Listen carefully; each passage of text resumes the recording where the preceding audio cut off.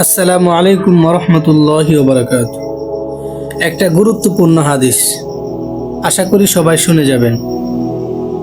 আনাস ইবনে মালিক রাদিয়াল্লাহু তাআলা আনহু একটা হাদিস বর্ণনা করেন, আল্লাহ রসুল সাল্লাল্লাহু আলাইহি সাল্লামকে একজন লোক এসে প্রশ্ন করল, হে আল্লাহ রসুল, কিয়ামত কখন সংঘটিত হবে?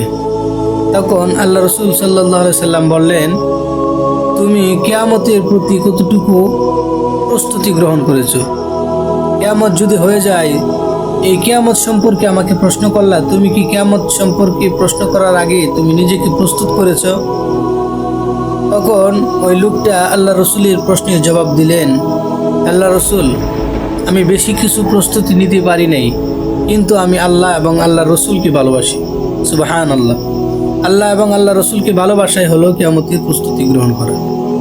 যদি একটা লোক আল্লাহ এবং আল্লাহ রসুলকে ভালোবাসে, তার মানে হলো আল্লাহর হুকুমগুলি সে মানে এবং রসুলের সুন্নতগুলিকে সে পালন করে। এটা হলো কিয়ামতের প্রস্তুতি গ্রহণ করা।